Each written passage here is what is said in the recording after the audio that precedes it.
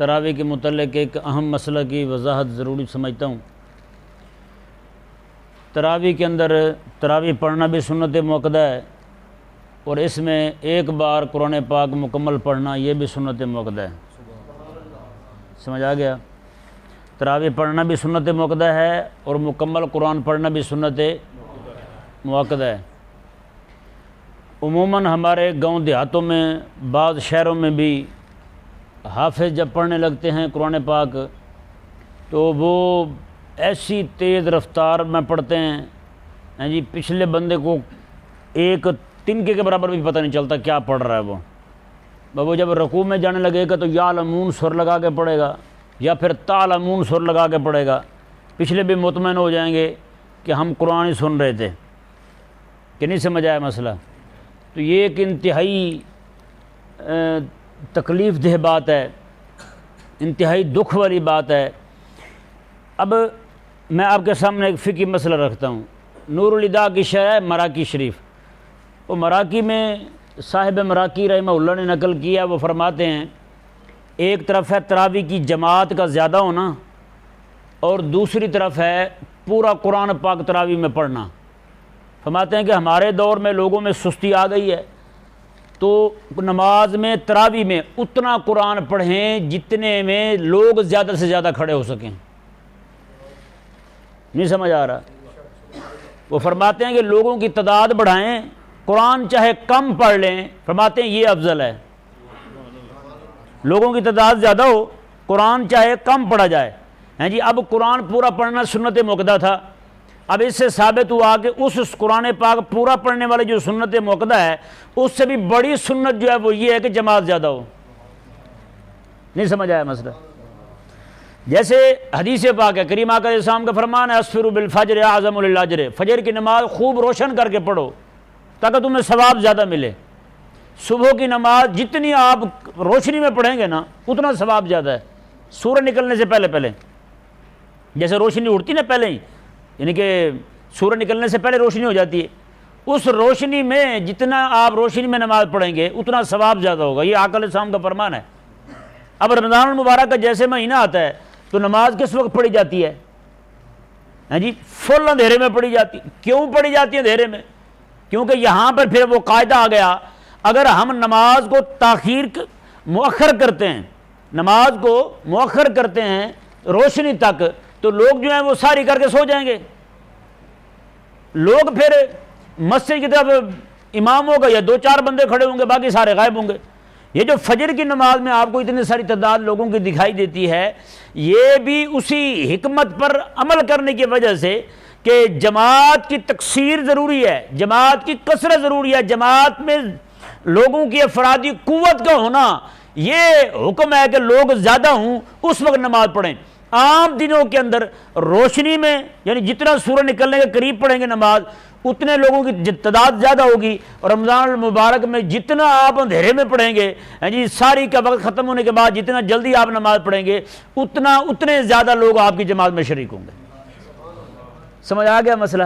اب وہ جو سنت تھی خوب روشنی کر کے نماز پڑھنے والی، جب رمضان مبارک کے دن آئے تو پھر اس سنت کو ترک کر دیا ہم نے، پھر ہم نے اس سنت کو اپنایا کہ جماعت زیادہ ہو۔ سمجھ آ گیا مسئلہ؟ اب دیکھیں عموماً ہوتا یہ ہے کہ ہم نے لوگوں کو صرف یہی بتایا بھائی قرآن پورا پڑھنا سنت ہے، یہ نہیں بتایا کہ تیز تیز پڑھنا جس سے معنی ہی فاسد ہو جائے یہ پڑھنا کفر ہے، تیز رفتاری سے پڑھنا کسی کو سمجھ نہ آئے یہ پڑھنا حرام ہے، یہ ہم نے نہیں بتایا کسی کو۔ اب سنت پہ تو عمل کر رہے ہیں لیکن رب تبارک و تعالیٰ کا فرض چھوڑ بیٹھے، سمجھ نہیں پڑا؟ سنت اپنا رہے ہیں لیکن فرض چھوڑ بیٹھے، تو وہ سنت ہی کیسے اپنائی ہم نے جس میں رب تبارک و تعالیٰ کے فرض کا ترک لازم آیا؟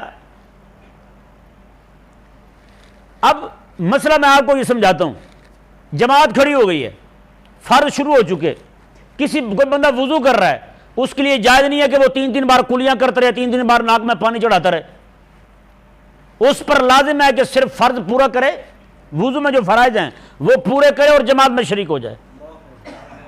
نہیں سمجھ پڑا مسئلہ؟ وہ سنت ہے، یہ فرض ہے۔ اب سنت کو قربان کیا جا رہا ہے فرض پر، سنت کو چھوڑا جا رہا ہے فرض کے لیے۔ اب کوئی بندہ سنت کے لیے فرض چھوڑ دے وہ دانا تو نہیں ہے، احمق کہلائے گا نا۔ اب اسی طرح کر کے وقت جا رہا ہے نماز کا، اب وہ بیٹھا جناب مسواک پھیرتا ہے، وہ جناب 3 بار کلیاں کرتا بیٹھا ہے، کر رہا ہے، انگلیاں مار رہا ہے دانتوں میں، ادھر رب تبارک و تعالیٰ کا فرض جا رہا ہے، وہ وہاں بیٹھا ہے۔ تو بتائیں سنت تو اپنا رہا ہے لیکن رب تعالیٰ کا فرض چھوڑ رہا ہے، سنت کو فرض کو قربان کر رہا ہے سنت پر، تو یہ عند اللہ مجرم ہے۔ عند اللہ کیا ہے؟ مجرم ہے۔ اب دیکھیں جماعت کھڑی ہو جائے کسی بندے کے لیے جائز نہیں ہے کہ وہ سنتے پڑھے۔ ہاں فجر کی سنتیں جو ہیں اس میں علماء نے، بلکہ صحابہ کرام علیہ رضوان سے رخصت چلی آ رہی ہے، اگر آپ کو یقین ہے کہ آپ جماعت ختم ہونے سے پہلے جماعت میں شریک ہو جائیں گے تو آپ پہلے سنتے ادا کر لیں، بعد میں جماعت میں شریک ہو جائیں۔ فجر کی سنتوں کے علاوہ کوئی بھی سنتیں آپ جماعت کے شروع ہونے کے بعد نہیں پڑھ سکتے، یہاں تک کہ آپ نے عصر کی اور عشاء کی سنتیں شروع کی تھی، ابھی آپ دوسری رکعت پڑھ رہے ہیں یا پہلی پڑھ رہے ہیں، آپ پر ضروری ہے کہ وہ پوری کر کے 2 رکعت پر سلام پھیر دیں اور جماعت میں شریک ہو جائیں۔ نیت آپ کی 4 کی ہے لیکن 2 پہ سلام پھیر دیں، جماعت میں شریک ہو جائیں۔ دوسری رکعت پڑھ رہے تھے سلام پھیریں اور جماعت میں شریک ہو جائیں۔ کیا مطلب ہے؟ سنت چھوڑنی ہے رب تعالیٰ کے فرض کے لیے، فرض نہیں چھوڑنا سنت کے لیے۔ سمجھ آ گیا مسئلہ؟ حضرت سیدنا عمر رضی اللہ تعالیٰ عنہ، یہ حدیث پاک سنن کبریٰ میں امام بیہقی رحمہ اللہ نے نقل کی ہے۔ آگے پیچھے 2 حدیثیں آپ کو سناتا ہوں میں۔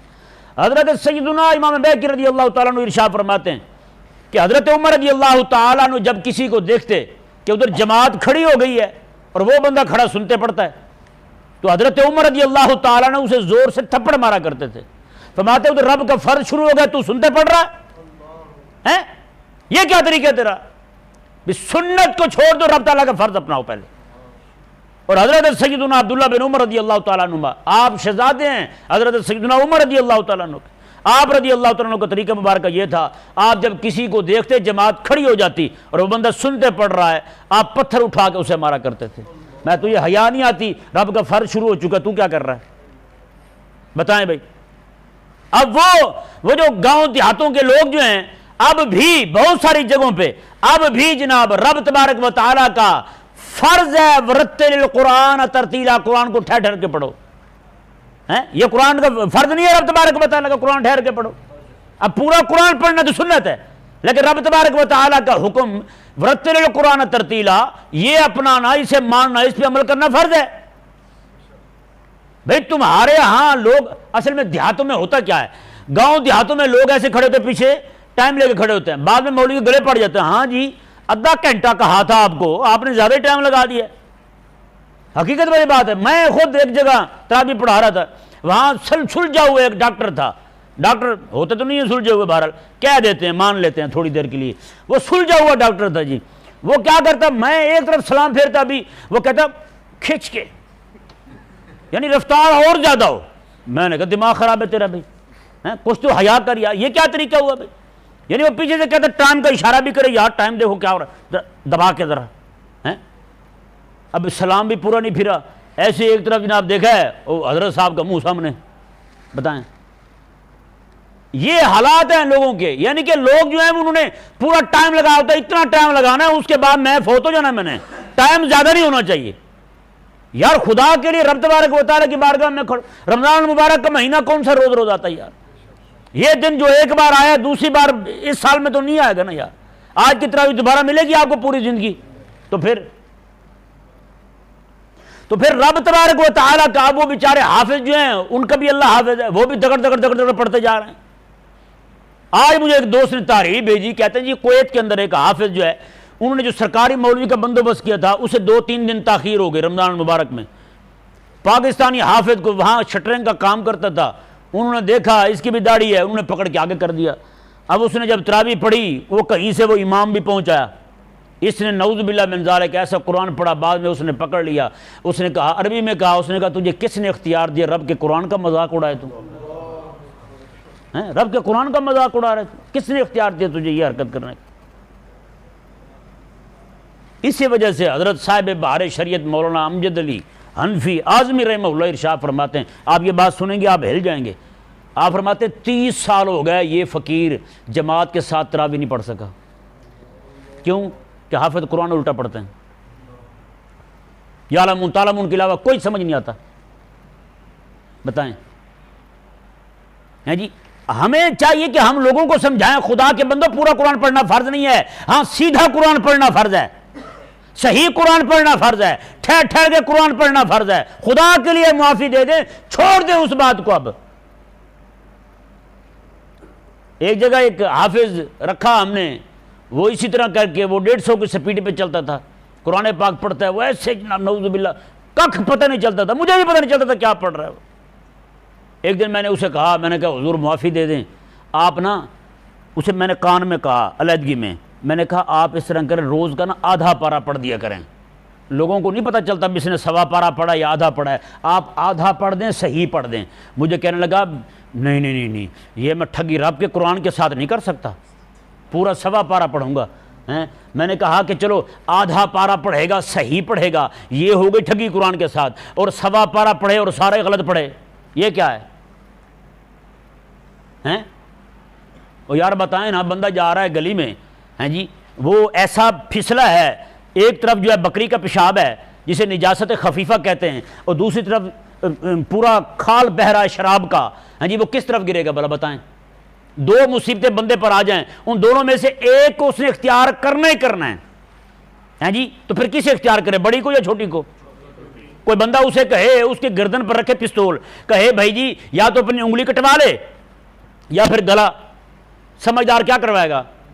انگلی کٹوائے گا نا. چھوٹی مصیبت کو اختیار کرے گا نہ کہ بڑی کو اختیار کرے گا. بھی ایک طرف بکری کا پیشاب ہے اور دوسری طرف شراب کی ندی بہ رہی ہے, اس نے پاؤں پھسلا, اس نے گرنا ضرور ہے ادھر یا ادھر. اب عقل والا جو وہ ادھر ہی گرے گا جو نجاست ہلکی نجاست ہے, ہلکی پلیدگی ہے, پیشاب شراب والی طرف نہیں جائے گا. بھائی تو سنت مؤکدہ کا جو وہ تو ہے زیادہ سے زیادہ مکروہ, اور رب تبارک و تعالیٰ کا فرض, رب تبارک و تعالیٰ کا لازم کیا ہوا کہ قرآن ٹھہر ٹھہر کے پڑھ, قرآن کو صحیح پڑھ, ترتیل کے ساتھ پڑھ, ہیں جی وہ فرض رب تبارک و تعالیٰ کا ترک کرنا, حاضر کے ساتھ پڑھ, اس فرض کو ترک کرنا یہ ہے حرام.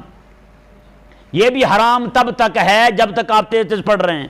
ہیں جی اگر آپ ایسے پڑھ رہے ہیں کہ معانی جو ہیں وہ بھی فاسد ہوتے جا رہے ہیں, تو پھر تو بھائی کفر بن گیا, پھر تو نہ تیرا ایمان بچے گا نہ پچھلوں کا بچے گا. پھر کیا پڑھا یار ہم نے, کیا پڑھا ہے ہم نے پھر؟ اس لیے خدا کے لیے صاحب مراقی کا فتویٰ ہی آپ ذہن میں رکھ لیں یار.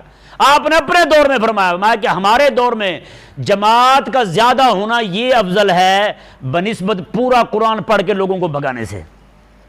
پورا قرآن پڑھیں آپ تراویح میں, لوگ بھاگ جائیں.